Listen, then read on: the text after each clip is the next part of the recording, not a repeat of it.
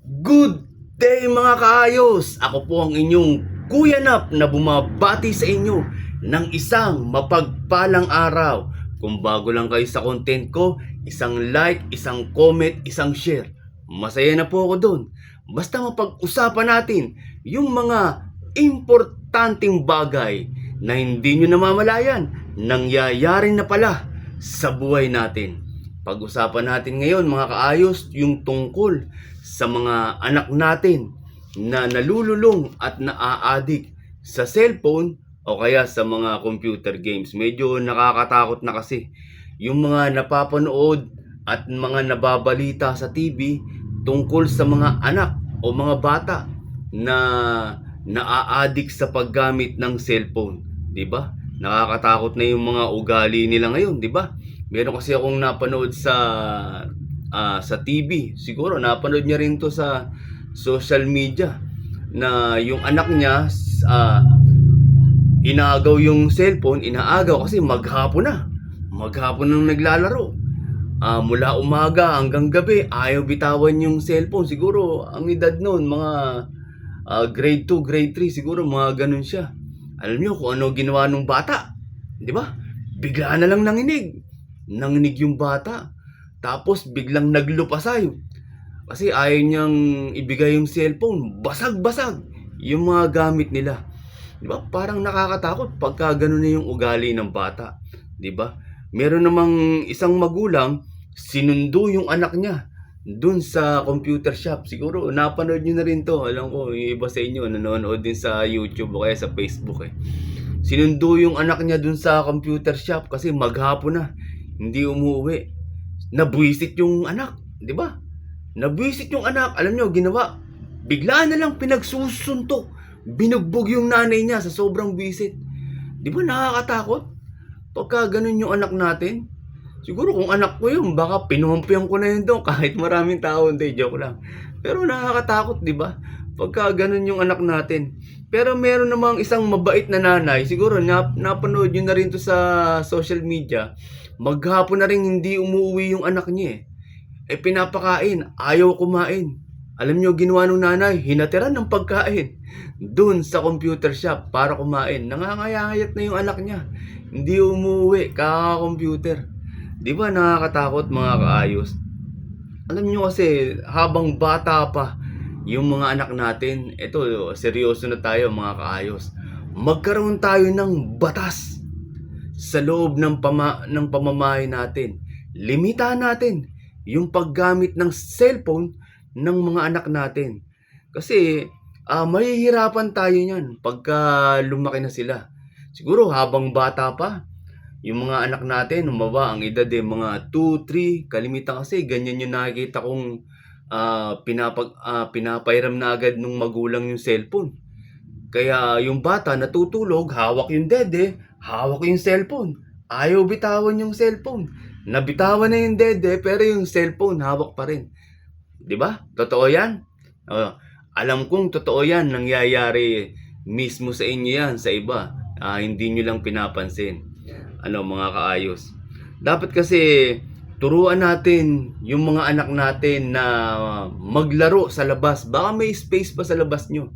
Alam kong sa iba kasi wala nang space sa labas para paglaruan. Dati kasi kami may bukid, may basketball court, meron kami mga ganun paglabas namin ng bahay. Ngayon kasi paglabas mo ng bahay, kalsada na. Pero kung sa lugar nyo may space para maglaro yung mga bata, nakikita nyo, siguro dapat palabasin nyo muna para magkaroon ng dibisyon yung oras nila, hindi yung maghapon na lang cellphone. Turuan nyo ng mga gawaing bahay. Importante yan mga kaayos. Naturuan natin yung mga anak natin ng mga gawaing bahay. Para mahati yung oras nila. Siguro, sabihin nyo, tigilan mo muna yung cellphone. Gawin mo muna to. Maghugas ka ng pinggan, maglinis ka ng bahay, ayusin mo yung kwarto mo. Pag nakita mong, pag naayos mo, sabihin mo sa akin. Tsaka ka ngayon mag-cellphone. Di ba? Nagkakaroon ng, hati yung oras, hindi yung maghapon na lang cellphone. Turuan natin ng iba't ibang uri ng sports. Ano, baka may budget kayo, may basketball, volleyball, badminton, swimming. Yung badminton, swimming kasi medyo mahal na sports 'yan eh. O baka may budget kayo, turuan natin, 'di ba? Para nahahati yung oras nila, hindi yung puro cellphone eh. Siyempre, pagka nagkaroon sila ng sports, medyo mahabang oras 'yon. Medyo makakalimutan nila yung cellphone, 'di ba? Importante 'yun mga kaayos, hindi lang natin napapansin. Eto i-she-share ko lang ano, sa'min kasi mga Iglesia ni Cristo, meron kaming tinatawag na kadiwa at binhi. Yun yung samahan ng mga kabataan sa'min, eh. Yung binhi, yung mga 12 years old to 17, pagka 18 pataas, yun kadiwa na. Yung mga walang asawang kabataan sa'min. Yun is, para magkaroon sila ng maraming kaibigan ng mga kabataan. Ano, at the same time, binibigyan sila ng iba't ibang uri ng church activity. Para yung oras nila nahahati. Hindi lang puro school, cellphone, yan.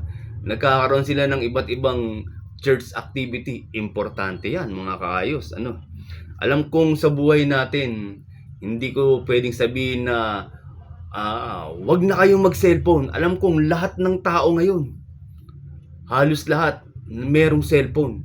Dito nga sa amin, yung magbubuti, ano, binibideo call pa ako, di ba? Oh, Sir Nap, okay na ba? Pipick upin ko na yung mga ano nyo, kahon, yung mga bote nyo.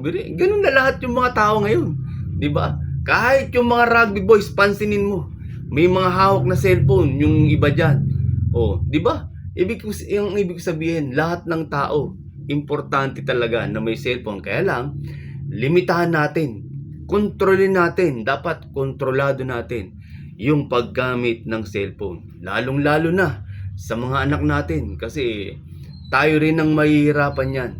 Kung meron kayong sa religion nyo, pwede nyo silang hatakin sa kapilya para magkaroon sila ng church activity. Yun ang importante para at the same time mapalapit sila sa Panginoon Diyos. Hindi yung buong buhay nila cellphone na lang ang hawak. 'Di ba? Sana po may natutunan kayo at nagpapasalamat po ako sa lahat ng mga sumusuporta sa akin sa YouTube, Facebook, Instagram, TikTok. Maraming nanonood sa akin. Maraming salamat po sa mga nagko-comment at nanonood sa akin. God bless and ayos!